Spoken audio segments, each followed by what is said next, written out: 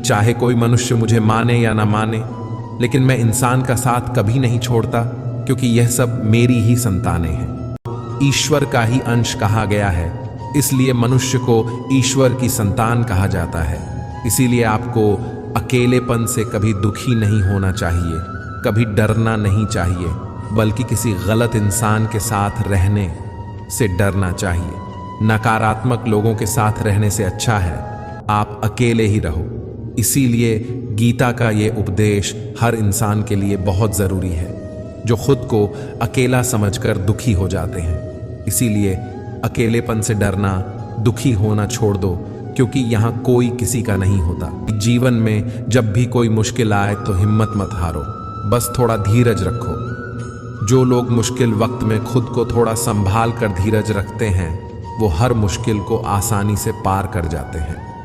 एक राजा अपने गुरुजी के पास गया और उसने गुरुजी से जाकर बोला कि ऐसे तो राज्य में हर प्रकार की खुशहाली है, पर वक्त का कोई भरोसा नहीं है।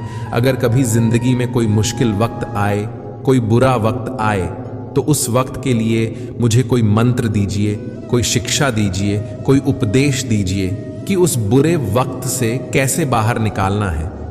गुरुजी ने उसे एक तावीज बांध कर दे दिया और राजा से कहा कि इस ताबीज में मैंने एक मंत्र लिख कर रखा है।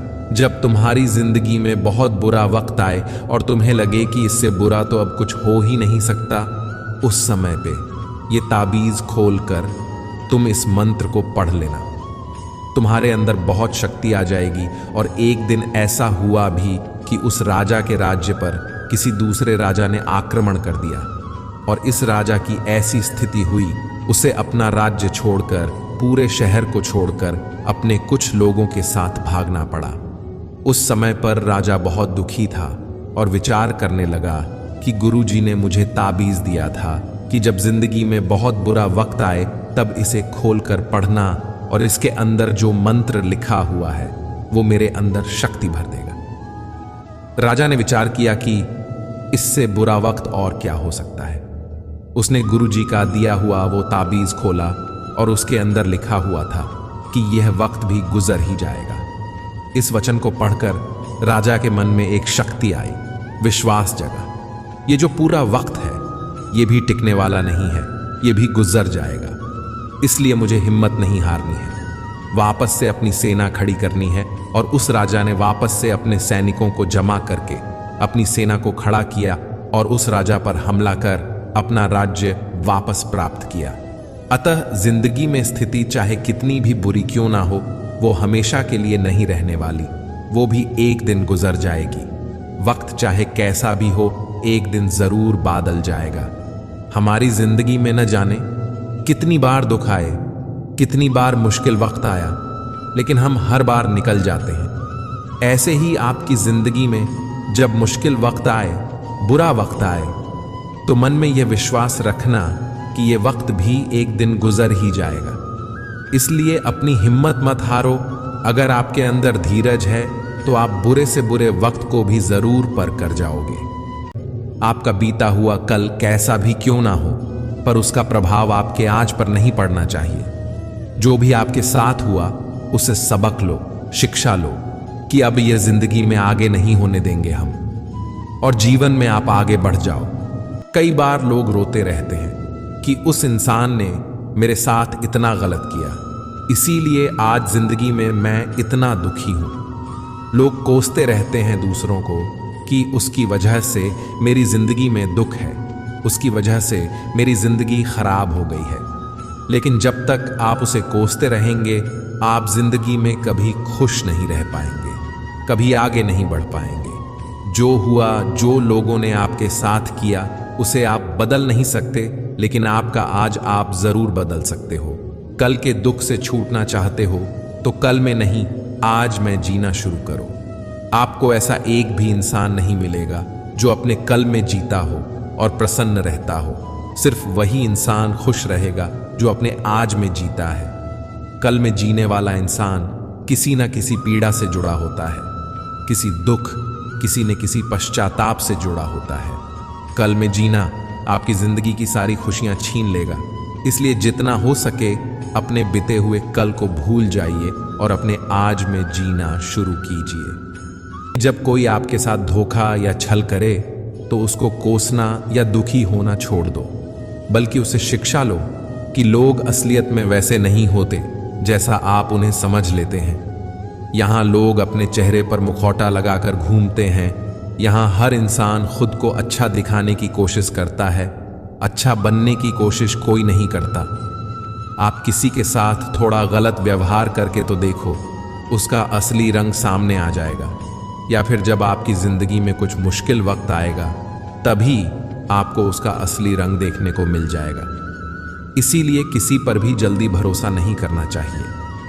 किसी से भी इतनी उम्मीद नहीं लगानी चाहिए कि बाद में हमारा दिल ही टूट जाए, क्योंकि दुनिया के ये लोग ना कभी किसी के हुए हैं और ना कभी किसी के होंगे। अपना दिल उस ईश्वर को समर्पित कर दो, फिर देखना आपका दिल कोई नहीं दुखा पाएगा। जब तक आपसे लोगों का मतलब है, तब तक सब लोग आपसे अच्छा चलते हैं। जैसे ही उनका मतलब खत्म हो जाता है, वैसे ही उनका बात करने का तरीका भी बदल जाता है। इसीलिए जब आप किसी से नया नया मिलते हैं तो उस पर यकीन मत करिए। वो सिर्फ एक मुखौटा है आपको दिखाने के लिए, आपको फंसाने के लिए। अब ये आप पर निर्भर करता है कि आप उसमें फंसते हैं या अपनी समझ से काम लेते हैं। समझदार लोग जो समय चला गया है उसका दुख कभी नहीं करते। प्रेम उससे करो जो आपके प्रेम के लायक हो। जिसे आपके प्रेम की कदर नहीं, उससे जितना दूर रहो उतना अच्छा होता है। आजकल लोग कहते हैं कि सबसे ज्यादा पीड़ा प्रेम देता है।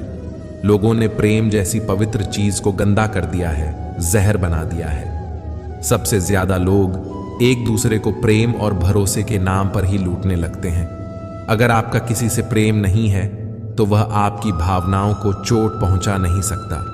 संबंध चाहे जो भी हो, हद से ज्यादा किसी से प्रेम करोगे और अगर वो उसके लायक नहीं तो सिवाय दुख के और कुछ नहीं मिलेगा। वास्तविकता में प्रेम पीड़ा नहीं देता, बल्कि ऐसे इंसान से प्रेम करना पीड़ा देता है जिसे आपके प्रेम की कदर नहीं है। प्रेम सिर्फ उस इंसान से करो जिसे आपके प्रेम की कदर नहीं है। जहां आपको ये एहसास हो जाए कि आपके प्रेम की, आपके भावनाओं की किसी को कदर तक नहीं है, वहां से आप खुद को दूर ही रखें। हमारी सफलता से सबसे ज्यादा दिक्कत हमारे रिश्तेदारों को ही होती है। बाहर वालों को कोई फर्क नहीं पड़ता कि आपकी जिंदगी में क्या हो रहा है, और जो आपके रिश्तेदार होते हैं उनकी पूरी नजर रहती है आपकी जिंदगी पर। बाहर से तो वो यही कहेंगे कि आगे बढ़ो, सफल हो जाओ, खुश रहो अपनी जिंदगी में। और जब उन्हें आप अपनी सफलता के बारे में बताएंगे, अपनी किसी कामयाबी की खबर उनको सुनाएंगे, तो उसे सुनकर उन्हें बिल्कुल भी खुशी नहीं होती। कई बार सारी दुनिया आपको पसंद करती है, आपके काम की तारीफ करती है, लेकिन आपकी कदर आपके घर में ही नहीं होती।